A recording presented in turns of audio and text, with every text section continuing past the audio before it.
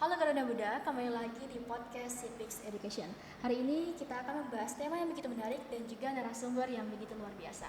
Nah, tapi sebelum itu, tak kenal maka tak sayang, perkenalkan aku Trianita sebagai host untuk podcast Cipix Education hari ini.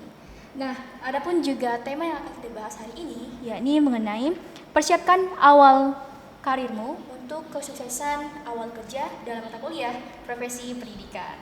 Nah, adapun narasumber yang akan kita wawancari pada hari ini adalah Ibu Nurwisma SPDI MPD. Halo Ibu. Halo Tri.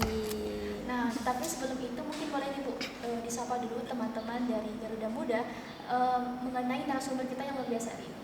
Oke, Garuda Muda ya sebutannya. Wah, sebutan yang sangat semangat ya.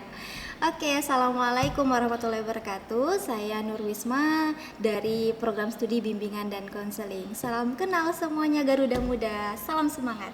Oke, nah itu adalah sapaan dari narasumber kita yang luar biasa, yakni Ibu Nurwisma.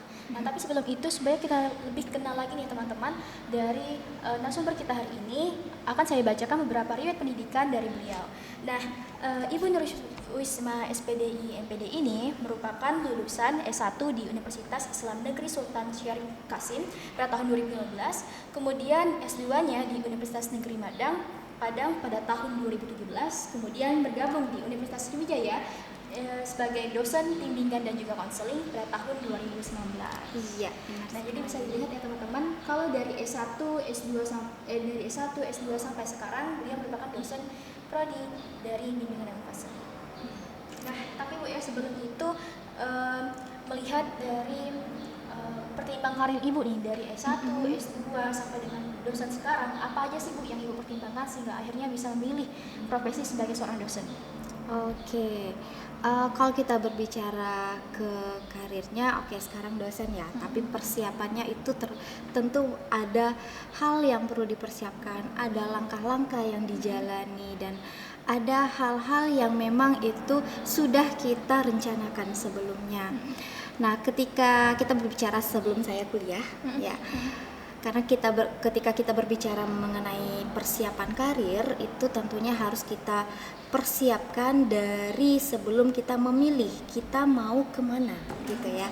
Nah, ketika saya memilih program studi bimbingan dan konseling, itu waktu kuliah S1, nah saya mempunyai pengalaman-pengalaman tertentu, dan ketika saya SMA saya melihat sepertinya saya itu kalau misalnya berbicara sama teman itu kayaknya asik gitu, merasa kayak nyaman gitu komunikasi sama saya.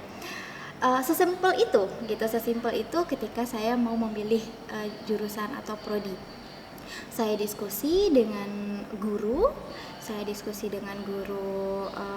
agama saat itu di sekolah, dan beliau mengatakan ada jurusan-jurusan atau program studi yang memang sifatnya itu lebih ke nyaman gitu, bikin kita nyaman untuk berkomunikasi dengan orang dan sekaligus bisa membantu orang lain. Apa itu Bu? Saya bilang bimbingan konseling, itu guru katanya. Selain ke orang, nanti bisa diimplikasikan ke siswa. Ketika sudah menjadi guru, siswa bisa nyaman sama kita, seperti itu. Jadi ketika ditanya tujuannya apa, ya itu tadi, saya punya pengalamannya seperti itu, sehingga saya memilih, saya mau jadi guru gitu. Saya mau jadi guru, tapi guru bimbingan konseling. Nah, sesuai dengan skill saat itu yang saya sadari ya. Jadi ketika saya memilih itu, saya memilih guru bimbingan dan konseling. Setelah saya kuliah, saya merasa ketika tamat S1, sebelum tamat S1, sebelum selesai, saya sudah merencanakan saya mau lanjut kerja. Setelah lulus saya mau kerja atau saya lanjut kuliah mendalami keilmuan yang saya miliki gitu. Nah, saya merasa saya mempunyai keilmuan yang masih kurang di saat itu. Jadi saya memfokuskan plan saya lanjut lagi untuk melanjutkan perkuliahan S2. Nah, setelah tamat, yaitu tadi ada beberapa ada beberapa pekerjaan yang saya tekuni dan sampai akhirnya saya di Universitas Sriwijaya ini. Jadi mungkin bisa dirangkum ya, bahwa dalam pertimbangan karir ini ibu mulai dari kesadaran diri. Iya. Kemudian setelah itu mengkonsultasikannya dengan ahli yang tepat, yaitu tadi guru agama. Kemudian selanjutnya melihat apakah benar-benar dari kesadaran ibu tadi, dari potensi yang ibu tadi bisa memberikan manfaat kepada orang lain. Benar sekali. Kemudian pertimbangan karir ibu tadi Bu, mengenai pemilihan ibu sebagai saat ini menjadi seorang dosen itu tadi karena merasa kurang ilmu kan? Iya. Nah, tapi apa sih Bu yang benar-benar menjadikan ibu sepertinya saya ini memang cocok menjadi seorang dosen? Oke. Ya, gini. Setelah saya tamat S2, saya itu pernah bekerja di salah satu instansi yang ke arah mungkin bukan ranah di pendidikan. Saya sudah pernah mencoba di situ. Saya tidak menemukan hal yang membuat saya nyaman atau berguna gitu di lingkungan itu, sehingga saya konsultasi lagi dengan dosen-dosen saya sebelumnya. Saya mengatakan bahwa saya sekarang bekerja di sini dan sekarang ada tawaran atau ada kesempatan untuk menjadi dosen. Kalau kita berbicara mengenai salary, gaji, mungkin menjadi dosen di kala itu dengan instansi yang saya tekuni saat itu sudah sangat jauh berbeda. Instansi yang saya tekuni itu gajinya lumayan, tapi itu tadi kenyamanan yang saya belum dapatkan gitu. Nah, ketika saya diskusi dengan dosen-dosen saya sebelumnya, beliau memberikan saya pertanyaan yang sangat-sangat menyentuh hati. Beliau mengatakan bahwa Wisma, kamu mau bekerja itu mengejar dunia saja atau dunia dan akhirat? Saya bilang kalau bisa dua-duanya saya suka dong gitu, saya mau dua-duanya Pak. Terus beliau mengatakan kalau kamu mengejar dunia akhirat, kejarlah menjadi seorang pendidik, baik itu guru ataupun dosen gitu. Tapi kalau kamu mengejar dunia saja, kejarlah instansi yang kamu tadi tujuannya adalah uang, seperti itu. Nah, jadi ketika saya diberikan pertanyaan itu membuka pikiran saya bahwa oh iya, pekerjaan itu bukan hanya salary yang harus kita kejar, tapi ada hal-hal yang perlu kita pertimbangkan gitu. Jadi ketika saya mendengar kalimat itu, saya berpikir lebih luas sehingga saya memilih saya akan coba menjadi seorang pendidik, seperti itu. Jadi bisa dilihat ya teman, karena mudah kalau ibu yang menjadi pertimbangan terpenting dalam melihat karir itu adalah konsultasi dengan orang yang tepat. Dalam hal ini yang dialami oleh ibu Wisma ini, beliau berkonsultasi dengan dosen yang kemudian menjadikan beliau sebagai dosen sampai sekarang. Nah, tapi mungkin kita balik lagi Bu, pada saat ibu masih S1, karena kebetulan viewers kita ini masih S1, yang saat ini masih S1 di PKN.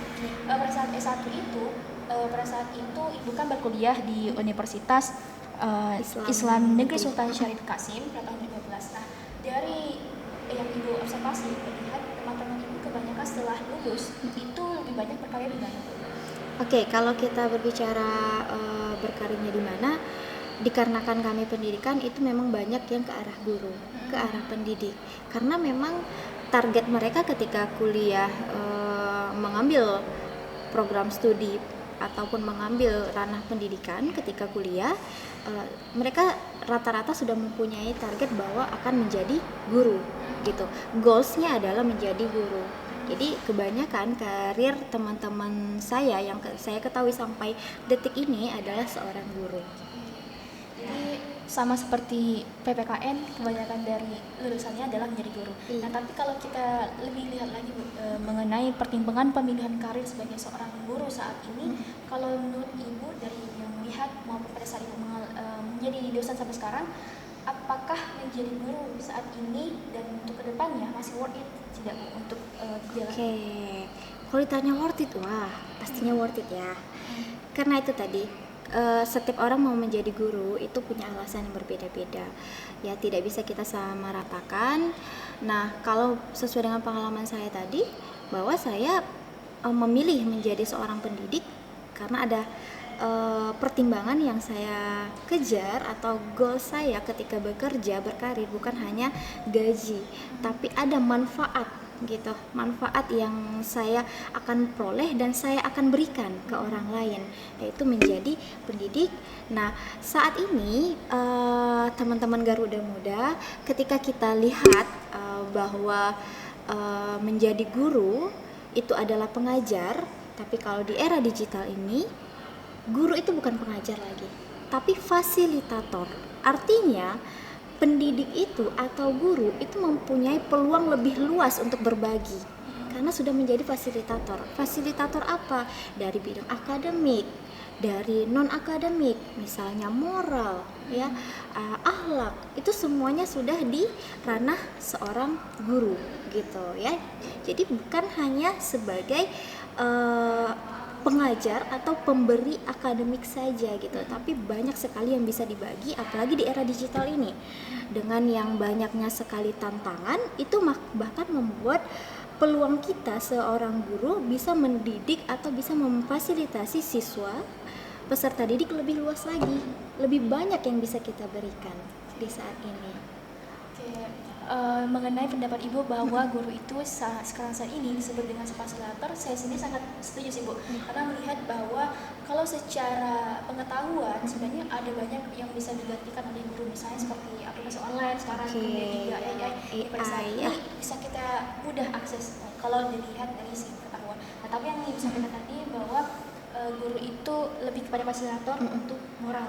Iya. Nah, kalau kita lihat ternyata ada kesamaan Ibu antara guru di BK, program studi BK dan juga program studi PPKN sama-sama mengajarkan moral Bu. Nah, tapi kalau dari yang Ibu ajarkan selama menjadi dosen di program studi BK, apa sih Bu? Bagaimana memfasilitator guru dalam pengajaran moral Bu? Oke. Nah, kita kalau di bimbingan dan konseling itu memang dari awal kita sudah mempelajari yang namanya kesehatan mental. Ya, kesehatan mental itu untuk saat ini sangat penting, apalagi untuk generasi Gen Z ya Gen Z ya. Nah, di kesehatan mental itu kita mempelajari hal-hal yang sekiranya bisa membuat kita menjadi individu yang berkarakter gitu ya. Kalau Tri tadi berbicara mengenai sebenarnya sekarang tuh banyak ya yang aplikasi ataupun media-media yang bisa menggantikan guru gitu. Itu tadi ada AI misalnya. Nah, kita itu tujuannya apa dulu? Kita mau jadi robot-robot pengisi instansi, pengisi industri, atau kita mau jadi manusia yang berkarakter gitu ya. Jadi kalau berbicara apa yang dipelajari, itu yang kami tanamkan kepada mahasiswa-mahasiswa bahwa kita itu harus menjadi manusia yang berkarakter gitu, sehingga ada hal-hal yang perlu kita pelajari yang tidak bisa diberikan oleh aplikasi-aplikasi yang seperti tadi gitu. Nah, tapi Ibu sebagai seorang dosen Ibu juga kalau saya lihat nih bekerja sebagai konselor juga Bu ya. Nah, mungkin boleh Ibu membagikan pengalaman sedikit mengenai bagaimana Ibu menjadi seorang konselor serta penerapan dari mengenai ilmu mengenai kesehatan mental ini supaya membantu siswa menjadi berkarakter. Oke. Ya, kita berbicara mengenai persiapan karir ya. Jadi kalau karir itu memang ada tahap-tahapannya, mulai dari persiapan karir, ada namanya kematangan karir, ada yang namanya perkembangan karir, ada yang namanya perencanaan karir. Nah, semua hal itu mempunyai tupoksi masing-masing gitu ya. Nah, kalau kesiapan karir, hal yang perlu kita kita persiapkan bukan hanya sekedar akademiknya saja, tapi kita harus mempersiapkan mental kita juga. Apalagi untuk teman-teman yang baru lulus, fresh graduate ya. Fresh graduate itu adalah apa namanya, sebutan yang sangat-sangat membuat dilema gitu, karena kedilemaan lah yang memang mereka sedang rasakan. Tahu teman-teman Garuda Muda yang memang sudah mau lulus, itu adalah tahap-tahap memang dilema gitu. Kenapa dilema? Karena ada 3 hal menurut saya ya. Yang pertama, merasa minimnya pengalaman ya, minim pengalaman. Yang kedua, merasa belum mampu beradaptasi atau adaptasi masih kurang gitu, kemampuan adaptasinya masih kurang. Nah, yang ketiga adalah punya skill tapi belum maksimal ataupun masih ya pas-pasan gitu skillnya yang dimiliki. Nah, sehingga ketika kita berbicara sudah mau tamat nih, apa sih yang harus dipersiapkan? Ya ketiga itu gitu. Nah, ketiga itu bukan hanya akademik yang dibutuhkan, IPK berapa gitu ya, bukan hanya itu, tapi memang ada kesiapan-kesiapan lain selain kesiapan fisik, kesiapan akademis, kesiapan psikis juga sangat penting ya. Karena apa? Yang pertama tadi misalnya pengalaman. Ketika kita mau melamar pekerjaan nanti atau merencanakan karir, pasti kita akan bertanya, instansi nanti mau nerima aku nggak ya dengan pengalamanku sekian gitu, instansi ini mau nggak ya mempekerjakan saya yang IPK-nya sekian, seperti itu. Jadi ada hal-hal yang mengkhawatirkan yang muncul. Nah, selanjut misalnya adaptasi, kita lihat bahwa Gen Z sekarang ini banyak teman-teman yang memang baru banyak teman-teman yang lulusan atau pasca COVID gitu ya. Jadi dampak dari pasca COVID itu masih terasa. Misalnya adaptasinya masih kurang. Karena apa? Kemampuan berinteraksi dengan orang lain itu masih sangat-sangat terbatas. Dikarenakan sebelumnya semuanya serba online ya, mau kuliahnya online, ketemu teman sekelas online, ketemu dosen online, ikut seminar online, semuanya serba online, sehingga kemampuan beradaptasi itu bisa kurang gitu. Nah, lanjut yang ketiga, skill yang dimiliki itu sangat masih pas-pasan, dikarenakan memang kita tahu bahwa pendidikan yang kita tempuh selama kurang lebih 4 tahun ya, itu memberikan ilmu, memberikan akademis yang lumayan cukup banyak, tapi itu secara teori. Praktek itu masih sangat terbatas gitu. Nah, jadi skill yang kita miliki itu juga masih pas-pasan, sehingga perlu dikembangkan lagi. Nah, sehingga ketika kita berbicara mengenai mental, di situ sudah terlihat bahwa bukan akademis saja yang kita butuhkan, tapi ada psikis yang harus kita persiapkan. Ya, dari cara memanajemen waktu, dari cara kita memanajemen perasaan, memanajemen emosi, ya, dari cara kita menerima omongan-omongan orang lain, yang misalnya apalagi fresh graduate, bentar nanti ada yang nanya, kok belum kerja, abis ini kerja di mana, kok kerjanya nggak sesuai jurusan gitu, banyak deh kok ini kok itu gitu ya, banyak pertanyaan, sehingga itu bisa membuat mental kita down kalau kita tidak mempersiapkan itu lebih awal gitu. Jadi kalau kita rangkum sedikit, ada 3 hal kan tadi yang perlu dipersiapkan oleh Garuda Muda sebelum awal karir, dari mulai tadi pengalaman, kemudian juga kemampuan beradaptasi dan juga skill-skill. Nah, kalau kita lihat di masa sekarang, dari banyaknya program kampus merdeka yang saat ini sedang banyak diikuti oleh beberapa mahasiswa, kalau menurut Ibu dari program-program tersebut, apakah juga bisa menunjang dari persiapan karir?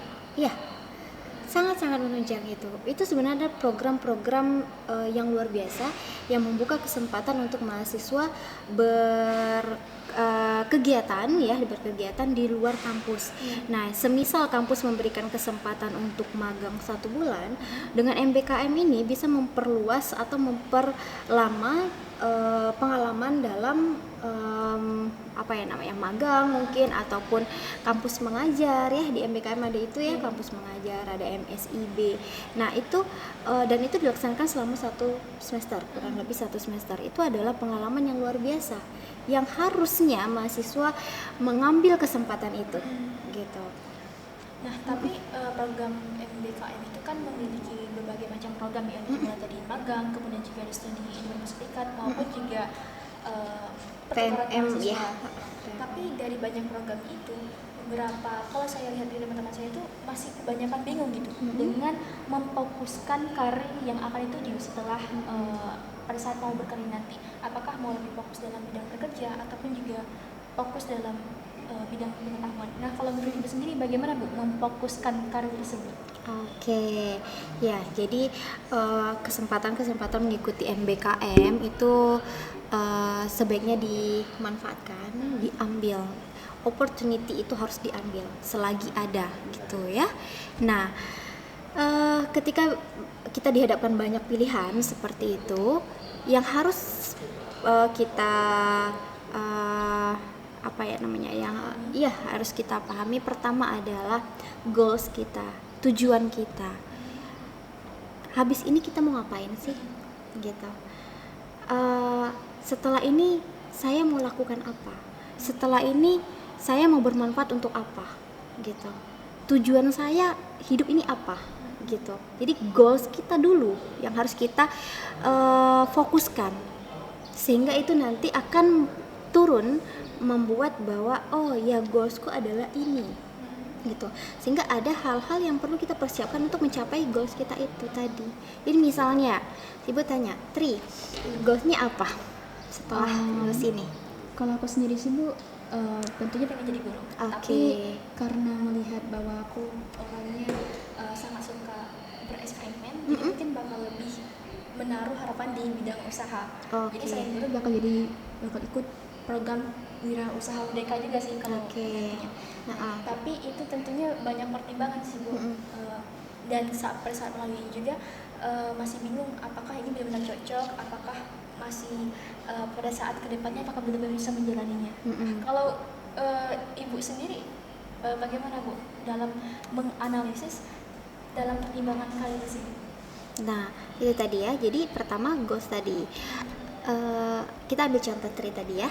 Tri fokusnya goalsnya adalah ingin menjadi guru, tapi ada ketertarikan yang lain ingin menjadi wirausaha gitu ya. Nah kesempatan yang ada di depan itu yang kemungkinan tidak akan bisa kita dapatkan kembali itu apa gitu ya. Jadi untuk menunjang goals kita tadi apa yang harus kita lakukan? Itu tadi ada beberapa pilihan gitu ya. Kampus mengajar fokusnya ke guru ya.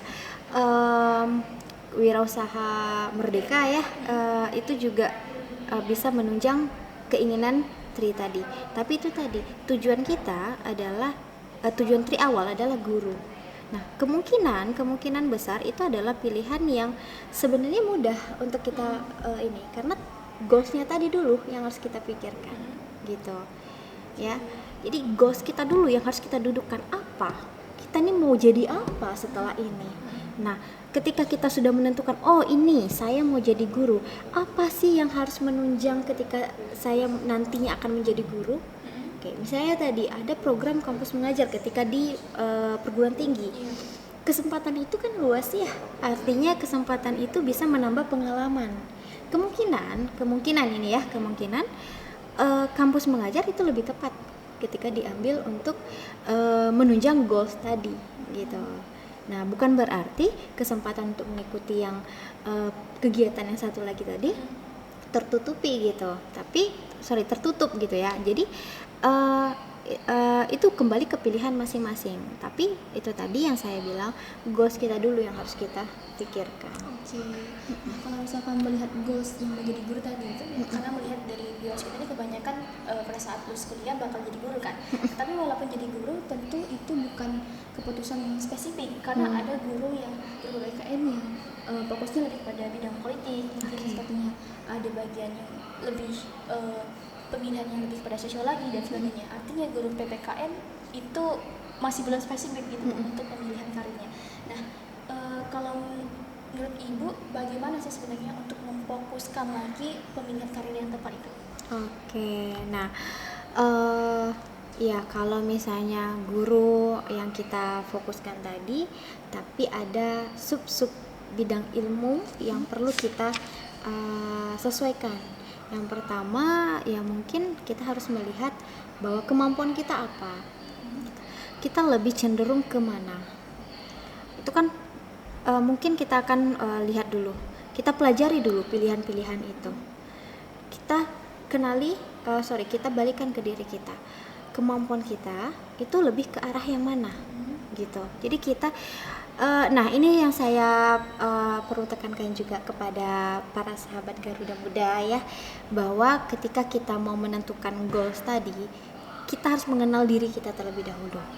Kenali diri kita ya, apa yang ada di dalam diri kita itu yang seperti apa. Misalnya kayak saya berbicara, saya Wisma yang mana sih gitu. Wisma yang seorang dosen, Wisma yang seorang ibu rumah tangga, Wisma yang seorang ibu ya, Wisma yang seorang teman dari ini gitu, atau Wisma yang bisa yang mampu mengolah emosional, atau Wisma yang mampu secara akademik seperti itu. Jadi kita harus mengukur diri kita, harus mengenal diri kita secara menyeluruh gitu. Nah itu tadi. Jadi ketika kita menentukan sesuatu dengan pilihan itu adalah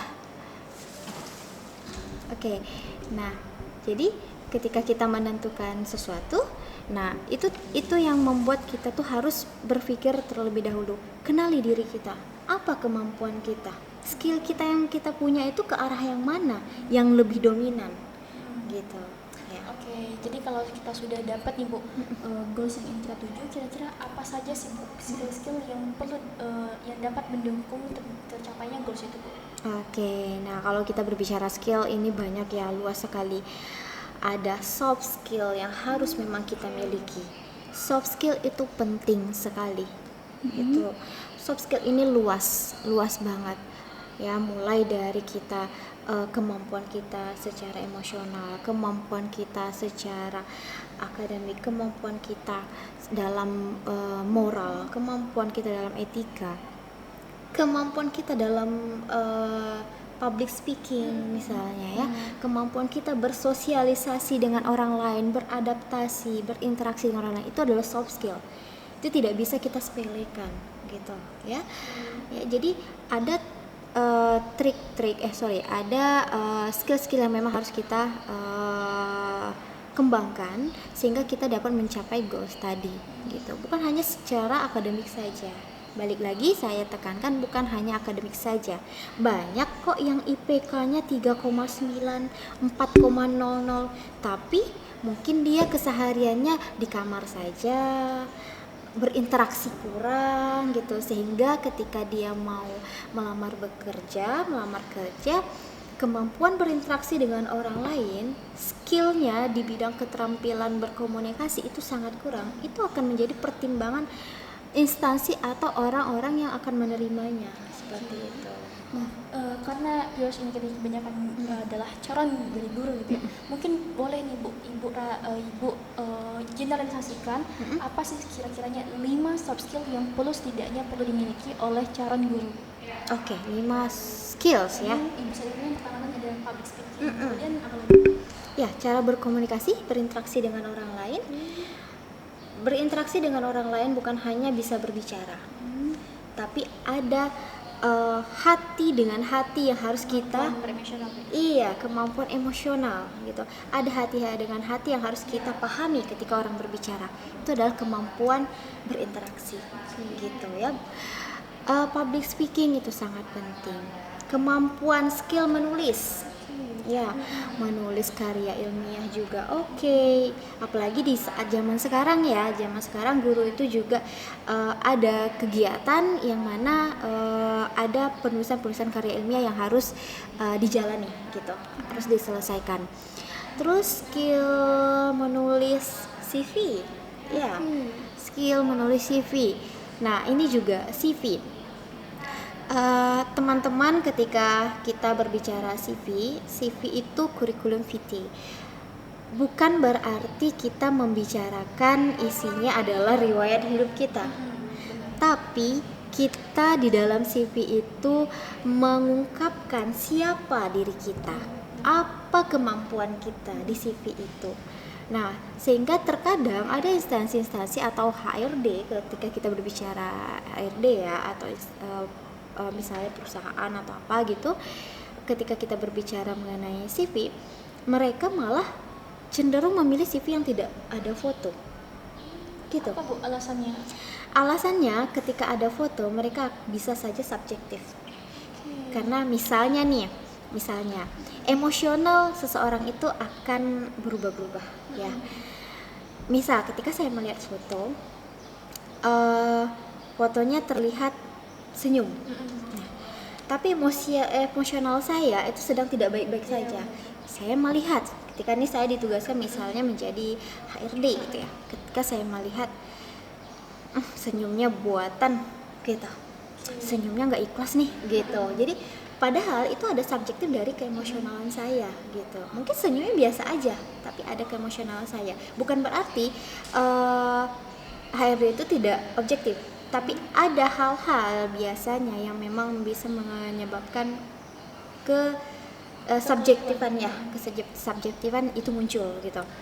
Nah, misalnya juga emosional saya saat itu melihat foto yang biasa saja, misal fotonya tidak senyum, kaku banget nih gitu, nanti kayaknya dia nggak ramah seperti itu. Nah, itu terkadang ada hal-hal muncul seperti itu. Nah, tapi kecuali kalau memang sebuah kesempatan pekerjaan itu meminta untuk ditampilkan foto, mungkin itu mau melihat performansnya, itu ya harus ditaruh gitu. Berikan tampilanmu yang terbaik gitu. Tapi pada saat pembuatan CV kita kan tidak tahu nih Bu ya, apa tadi misalnya seperti Ibu nih, saya baru tahu kalau ternyata CV yang tidak ada foto tadi ternyata memiliki nilai yang lebih kan ya. Tapi kan kita tidak selalu tahu apa saja sih yang diperlukan oleh HRD itu dalam penulisan CV. Tapi kalau menurut Ibu apa aja sih Bu yang sekiranya tuh perlu ada dalam CV tersebut? Ya, saya bukan bilang tadi CV itu yang tidak ada foto itu lebih bagus ya, tapi itu tergantung. Nah, itu terkadang ada pertimbangan-pertimbangan seperti itu. Foto dengan CV dengan foto itu juga kadang punya nilai lebih, karena terkadang HRD-nya minta itu, mau lihat nih penampilan seperti apa gitu ya. Nah, jadi teman-teman mungkin nanti akan bisa melihat akan bisa menyesuaikan. Kalaupun mau naruh foto, jangan sebesar satu atau setengah lembar gitu. Terkadang ada CV yang seperti itu. Nah, jadi ketika kita berbicara CV, CV itu adalah alat untuk memperkenalkan diri kita di tahap awal. Nah, perlu ditekankan bahwa CV itu bukan untuk mendapatkan pekerjaan, tapi CV adalah untuk mendapatkan panggilan interview gitu ya. Jadi walaupun tujuannya mengantarkan CV adalah untuk mendapat pekerjaan, tapi tujuan yang paling terdekat adalah mendapatkan interview, panggilan interview gitu. Nah, jadi CV itu yang harus kita taruh isinya apa? Ya, kita perkenalkan diri kita, perkenalkan kemampuan kita, perkenalkan pengalaman kita. Jadi bukan yang kita perkenalkan saya lahir di sini, saya tinggal di sini gitu. Apalagi yang pakai bahasa Inggris, I was born di ini misalnya gitu ya. Itu boleh, tapi jangan ditaruh di awal gitu. Sebisa mungkin itu ditaruh di bawah gitu. Nah, apalagi sekarang CV banyak banget ya pakai template-template yang terbaru, bahkan ada jasa-jasa yang menyediakan CV yang terbaik misalnya gitu. Nah, sebenarnya CV itu bukan berdasarkan template-nya saja. Template itu bagus untuk mempersingkat, untuk membuat mata HRD itu merasa nyaman gitu ya, atau penerima kerja itu merasa nyaman untuk melihatnya, ketertarikannya. Namun mohon untuk CV-nya tidak dibikin dengan warna-warna yang banyak, warna-warna yang mencolok. Maksimal 2 warna itu sudah cukup gitu. Nah, isinya ya mungkin kalau misalnya mau menampilkan performance secara fisik, silakan tampilkan fotonya, tapi tidak sebesar-besar setengah lembar atau seperempat lembar itu sudah mengambil space. Padahal dalam CV yang sekarang template-nya itu misalnya yang selembar misalnya ya, yang selembar itu foto itu diberi tempat sedikit saja gitu. Selebihnya manfaatkan untuk ceritakan pengalamanmu, tampilkan kemampuanmu, tampilkan skillmu, tampilkan apa yang misalnya sudah dilakukan untuk meningkatkan, mengembangkan skill yang kita punya gitu. Nah, tapi ngomong-ngomong soal CV tadi kan tujuannya adalah untuk mengenalkan kemampuan, Bu. Nah, ini ada beberapa tren yang ada di sosial media, Bu, yakni personal branding. Iya. Nah, personal branding kan kebanyakan dilakukan di Instagram ataupun juga di TikTok biasanya. Nah, kalau pendapat Ibu mengenai personal branding yang dilakukan di sosial media saat ini, apakah juga bisa menunjang, Bu, selain penggunaan CV untuk menarik orang-orang yang bisa saat nanti bisa dijadikan tempat kita untuk bekerja? Oke, iya. Terkadang ada instansi yang memang mau menelaah atau meneliti siapa sih yang melamar kerja ini secara detail gitu. Sehingga ketika melihat CV-nya tidak hanya sebatas CV saja yang dilihat, tapi mau melihat keseharian seorang yang mencari pekerjaan ini gitu. Jadi terkadang kan apalagi kalau misalnya nih sekolah-sekolah yang memang mengutamakan pelayanan yang luar biasa, misalnya sekolah-sekolah swasta misalnya ya, mereka sebelum merekrut itu punya target duluan, goalsnya apa mereka ketika mau merekrut seorang guru yang akan bekerja di yayasan tersebut misalnya, sehingga nanti mereka akan mempersiapkan bahwa yang saya akan ambil, yang saya akan rekrut gitu, yang saya akan terima adalah orang-orang yang punya kualitas yang luar biasa gitu. Sehingga bukan hanya CV, sebelum memanggil interview bukan CV saja yang dilihat, tapi sosial media itu biasanya ditelusuri juga gitu. Makanya kadang sosial media teman-teman kesehariannya buatlah sebaik mungkin. Artinya bukan yang ditampilkan sebaik mungkin, tapi tingkah laku kita perbaiki gitu. Gitu. Jadi akun-akun sosial media itu memang biasanya diperlukan di CV gitu. Dari beberapa pengalaman nih, mau saya merasakan pengalaman nih, ada beberapa teman-teman yang dia tuh aktif, Bu, dalam organisasi dan juga aktif dalam ikut magang dan sebagainya. Tapi karena kebanyakan, Bu, aktif organisasi dan juga magang, ada beberapa yang jadinya tuh lihatnya tuh sebagai numpang nama, Bu, dalam keanggotaan tersebut. Nah, kalau menurut Ibu kan nantinya kepanitiaan itu akan dimasukkan dalam CV. Apakah tidak apa kalau kita tidak terlalu aktif dalam kepanitiaan tersebut walaupun tercantumkan dalam CV? Oke. CV itu sebaiknya kan kita bikin sejujur-jujurnya ya, karena kita mau memperkenalkan diri kita seperti apa. Jadi itu tadi yang saya sampaikan bahwa CV itu bukan untuk mendapatkan pekerjaan, tapi mendapatkan interview, panggilan interview. Nah, ketika kita misalnya nanti oke, di CV menarik, misalnya pengalamannya luar biasa gitu ya. Tapi ketika panggilan interview itu akan terlihat, di situ akan terlihat bahwa ini sesuai nggak ya dengan CV-nya gitu, akan terlihat gitu. Sehingga sebaiknya kita bikin CV itu emang sejujur-jujurnya. Nah, untuk lebih menariknya ya sebaiknya kita mengembangkan skill yang kita punya gitu. Nih, saya tertarik nih mengenai organisasi tadi ya. Nah, teman-teman tadi ketika bicara skill apa yang perlu kita tingkatkan, satu yang itu tadi yang saya belum sebut, network, jejaring kita, jejaringan kita itu juga sangat penting. Kita butuh link, dalam artian kita butuh relasi gitu, relasi. Nah, ini perlu digarisbawahi, relasi itu bukan orang dalam ya, bukan ordal ya. Ya, jadi relasi itu bukan tujuannya kita mau mendapatkan orang dalam, bukan itu, tapi kita menjalin relasi untuk mendapatkan informasi yang lebih luas gitu, baik itu dari segi karir yang kita tuju atau kesempatan-kesempatan yang lain gitu, opportunity yang lain yang memang bisa kita ambil gitu. Nah, itu biasanya muncul dari relasi-relasi. Semakin luas relasi kita, semakin banyak informasi yang kita dapatkan gitu.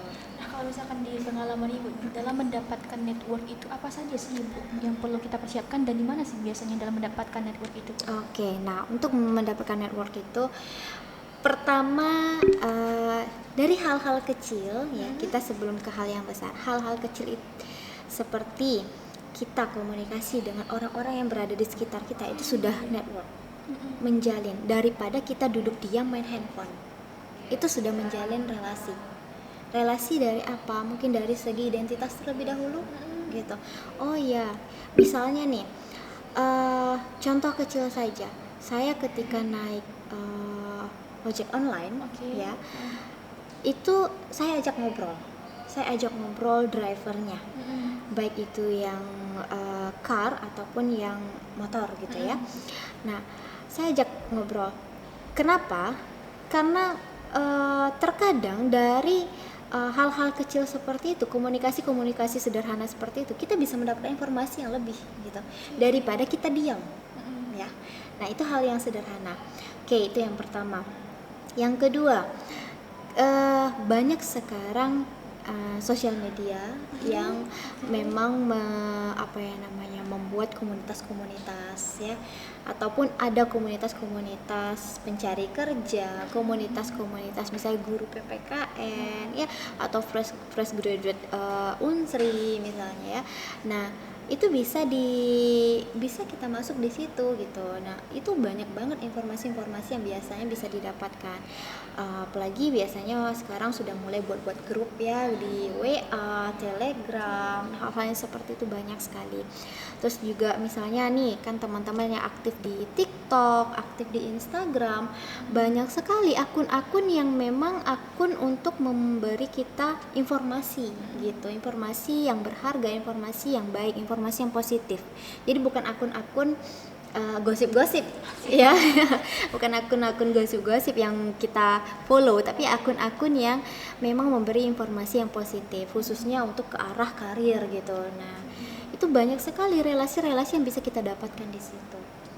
Jadi networking tidak hanya dilaksanakan secara offline ya, Iya, tapi juga bisa benar dilaksanakan secara sekali. online. Mungkin ada di beberapa isu nih Bu, yang mungkin Ibu pernah baca juga mengenai bahwa data dari Gen Z, yakni ada 9,9 juta yang dinyatakan pengangguran. Nah, kalau menurut Ibu mengenai persiapan karir ini dengan isu tersebut, bagaimana menurut Ibu? Ya, itu tadi yang Ibu sampaikan bahwa tidak bisa kita pungkiri bahwa Gen Z ini adalah teman-teman korban COVID, dampak COVID ya. Ya. Bukan berarti hanya Gen Z yang mengalami itu, tapi semuanya, semua berdampak gitu ya. Akan tetapi untuk secara mental, Gen Z adalah generasi yang sangat utama mengalami dampak gitu, mengalami dampak yang mana mental cenderung lebih lemah gitu. Nah, sehingga ketika kita misalnya mau mencari kerja atau mempersiapkan karir, terkadang mental yang lemah itu tidak siap menghadapi tantangan. Nah, di setiap tempat kerja itu pasti ada tantangan, rintangan, tekanan, itu pasti ada karena kita dihadapkan dengan banyak orang, banyak isi pendapat ya, banyak kepala, artinya banyak hal yang harus kita hadapi gitu. Nah, terkadang ketika melihat generasi Gen Z sekarang, itu banyak yang tidak bisa beradaptasi dengan hal-hal yang seperti itu, sehingga membuat cenderung untuk tidak bisa menghadapi tantangan. Nah, kadang ada ketika ini misalnya menghadapi atau memang mentalnya lemah ya, ketika sudah mau mendapatkan pekerjaan, melihat pekerjaan tersebut sepertinya tidak cocok, sudah ada kekhawatiran sebelum menjalani itu. Nah itu akhirnya tidak diambil. Tuh. Ada juga contoh sudah diterima di pekerjaan baru 1 bulan, mendapatkan sedikit tekanan, ya, sudah mulai mau resign gitu ya. Terus ada lagi contoh, pekerjaannya sudah bagus gitu, sudah dia merasa mungkin dari segi penghasilan dan juga keilmuan ataupun dari background pendidikannya sesuai, tapi ketika melihat orang lain dia lebih sukses nih, dia lebih dapat penghasilan lebih misalnya, atau dia melihat pandangan dia lebih bahagia kayaknya gitu ya. Nah itu yang membuat terkadang ada muncul rasa, oh aku kayaknya bisa juga deh kayak gitu, ada rasa iri gitu. Nah sehingga itu membuat dia oke, saya akan tinggalkan pekerjaan ini, coba untuk ikutin dia gitu. Nah kadang itu hal-hal contoh kecil yang membuat angka pengangguran menjadi lebih tinggi di Gen Z ini gitu. Jadi kalau misalnya melihat dampak dari COVID ini yang mengakibatkan Gen Z itu punya setidaknya mental yang lebih lemah lebih ya, dalam menghadapi hambatan dalam pekerjaan. Tapi kalau mungkin Bu bisa dari pengalaman Ibu yang tentunya menjadi dosen dan juga siswanya kebanyakan mahasiswanya adalah kebanyakan Gen Z Bu ya. Kalau melihat Ibu, kalau Ibu lihat dari observasi Gen Z ini, bagaimana Bu? Seperti adakah beberapa hal solusi dalam menghadapi mental yang lemah di Gen Z ini dalam menghadapi karir ini? Oke. Sebenarnya yang paling utama yang harus kita tingkatkan pada diri kita adalah religius kita, ya. Religius kita, baik agama apapun, khususnya yang misalnya Islam gitu ya, yang Muslim, ya dekatkan diri sama Allah gitu ya. Itu. Selain itu kita harus mampu memanajemen diri. Oke, mungkin dalam beberapa tahun sebelumnya kita dihadapkan dengan kegiatan-kegiatan yang berdampak pada kemampuan atau keterampilan kita dalam berkomunikasi, beradaptasi ataupun berperilaku dengan orang lain, dampaknya negatif, tapi kita masih punya kesempatan untuk memperbaiki itu. Kita masih punya kesempatan untuk memperbaiki hal-hal itu gitu ya. Yang negatif ini masih bisa berubah menjadi positif. Tidak ada hal yang tidak mungkin gitu. Apalagi sekarang sudah mulai membaik semuanya, sudah mulai pelaksanaan kegiatan itu semuanya sudah mulai offline gitu ya. Nah itu sudah bisa kita perbaiki semuanya. Nah jadi manajemen diri, manajemen emosional, manajemen waktu itu semuanya akan berdampak baik apabila kita bisa melakukan itu dengan positif. Gitu. Ada hal yang menarik yang Ibu sebutkan tadi, yakni manajemen waktu nih Bu. Kan kita sering lihat di sosial media kalau Gen Z itu sedikit ada tekanan langsung kiri, atau sedikit ada tekanan tuh langsung kasih stop dibuat. Nah itu menunjukkan kalau manajemen diri baik dari keuangan maupun waktu Gen Z itu masih dalam berkembang dalam manajemen tersebut. Nah, apakah Ibu punya solusi Bu setidaknya ataupun langkah konkretnya dalam manajemen waktu yang mungkin bisa ditiru oleh Garuda Muda kali ini? Oke. Ya, kalau dibilang manajemen diri itu setiap orang punya kebiasaan berbeda-beda ya, karena kegiatan aktivitasnya berbeda-beda. Akan tetapi yang paling utama yang harus kita tekankan bahwa kita itu punya emosional gitu, emosional yang baik, emosi yang positif dan negatif. Semua emosi itu indah gitu.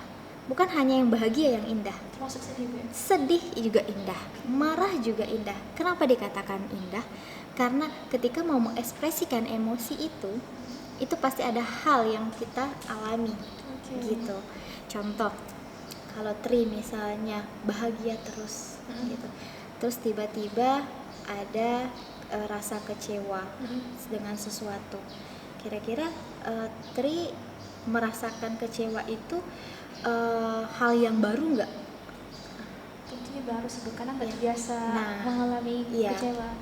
Gitu. Asalkan diekspresikan dengan sewajarnya gitu ya. Jadi emosi itu indah. Nah, balik lagi ke ini tadi gitu ya. Jadi emosi itu semua kita punya, emosi negatif, emosi positif. Ini terkadang yang membuat kendala dalam kita manajemen diri.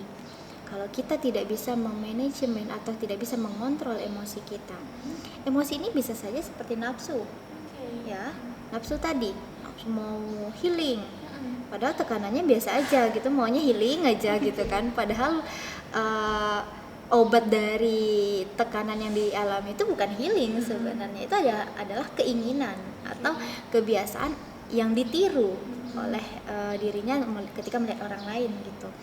Nah, jadi itu tadi, balik lagi ke emosi. Jadi kita harus mengendalikan emosi kita, mengontrol emosi kita gitu, baik dari emosi positif maupun emosi negatif ya. Jadi gini, kalau berbicara mengenai apa ya namanya, kami di BK ada mempelajari teori psikoanalisa. Teori psikoanalisa itu berbicara mengenai struktur kepribadian seseorang. Itu ada id, ego, dan super ego. Id ini seperti seakan-akan nafsu gitu.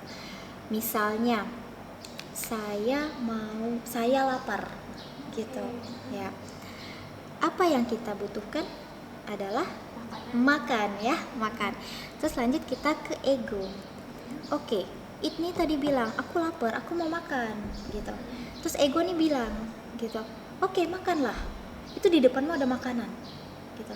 It ini tanpa memikirkan apapun ya langsung makan, tindakan gitu, karena egonya bilang makanlah tanpa memikirkan itu makanan siapa, punya siapa, halal atau tidak gitu. Ego bilang seperti itu.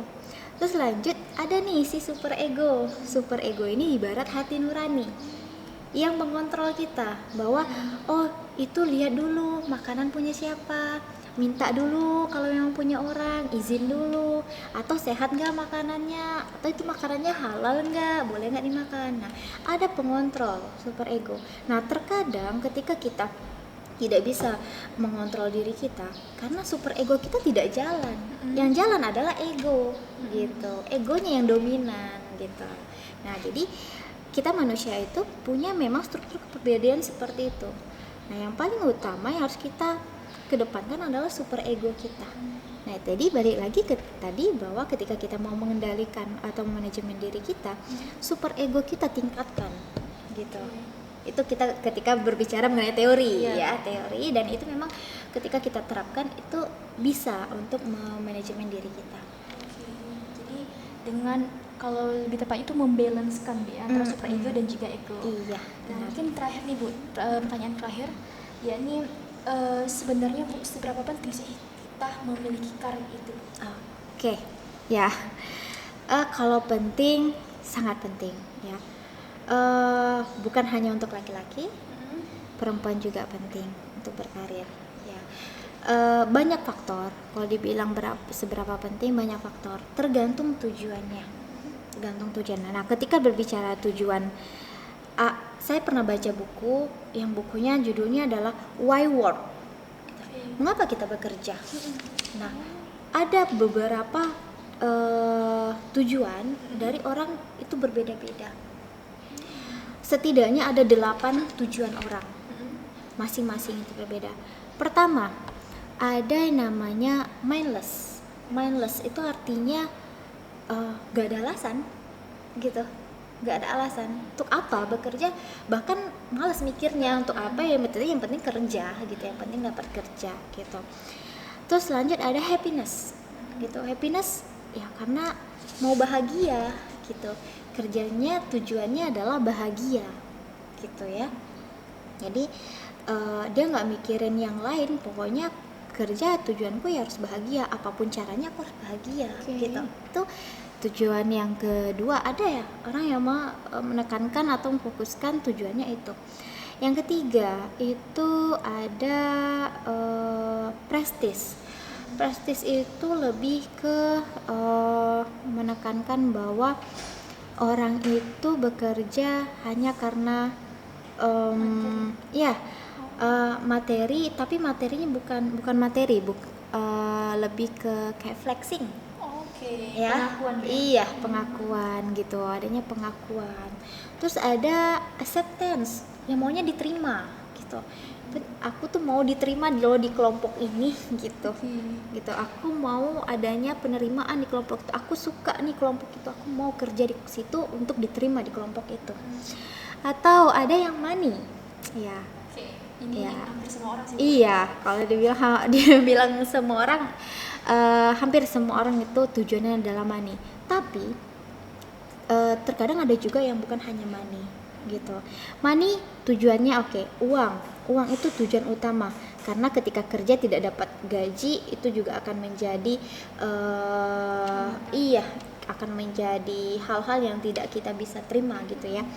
Nah, namun ada hal yang bisa membuat kita tidak menekankan pada uang saja, yaitu adalah impact. Oke, dampak. Iya, dampak. Jadi bekerja bukan hanya karena uang, tapi berdampak ke orang lain. Seperti yang saya sampaikan di awal tadi, bahwa ketika mau menjadi guru, bukan uang saja tujuannya, tapi berdampak ke generasi bangsa gitu. Nah, setelah itu apalagi? Ada selain impact, ada yang namanya truth. Truth itu apa? Ya, kita butuh ridho dari Allah, dari Tuhan. Ada yang mau kerja seperti itu. Contoh, mungkin ada yang bekerja menjadi relawan di Palestina. Itu kan apa yang mau di ini? Bukan uang, bukan penerimaan, bukan pengakuan, tapi adalah truth, ya, ridho gitu ya dari Allah. Nah, jadi ada hal-hal yang ketika ditanya penting nggak berkarir, tergantung tujuan orang masing-masing gitu. Kalau dibilang penting, semua orang mau berkarir, tapi tujuannya apa? Nah, batas ambang yang paling aman yang menurut saya gitu, menurut buku yang saya baca juga, itu adalah impact ke atas gitu ya, tadi yang saya jelaskan gitu. Sebisa mungkin kita bekerja berdampak untuk diri kita, berdampak dengan instansi yang kita tempat kita berkarir, bukan hanya mengutamakan diri kita saja gitu. Jadi seberapa penting atau tidaknya tergantung dari individu dan tujuan tadi, Bu. Iya. Nah, mungkin Bu, karena kita sudah berada di penghujung dalam podcast kali ini, mungkin bisa Ibu dikasih closing statement untuk Garuda Muda supaya mereka semangat untuk mempersiapkan karir ke depannya. Oke, nggak terasa ya. Oke, teman-teman Garuda Muda, silakan persiapkan diri. Karir itu sebagian besar itu akan datang karena persiapan, bukan karena takdir gitu ya, karena persiapan, sehingga itu perlu perencanaan yang luar biasa. Nah, dari hal yang kita bahas tadi, ada hal-hal yang perlu teman-teman laksanakan ya. Sehingga silakan teman-teman ambil kertas, mulai catat, mulai rencanakan, tulis, dan aksi. Mulai laksanakan ya, mulai bergerak, movement gitu ya. Jadi karena seperti yang kita ketahui, apa yang kita bahas kalau tidak disertai aksi hanya wacana. Sehingga ayo tulis, rencanakan, dan aksi. Semangat Garuda Muda. Ini itu adalah closing statement dari Ibu Nurwisma, yakni bahwa rencanakan karir kamu, kemudian lakukan dan aksikan karir kamu. Nah, itu saja episode podcast Civic Education pada hari ini. Terima kasih Ibu, terima kasih atas kesempatannya. Semoga kita bisa bertemu lagi di lain waktu. Mungkin itu saja Garuda Muda untuk podcast Civic Education pada hari ini. Saya Tri Andita sebagai host turut undur diri. Saya akhiri. Wassalamualaikum warahmatullahi wabarakatuh. Waalaikumsalam warahmatullahi wabarakatuh. Oke.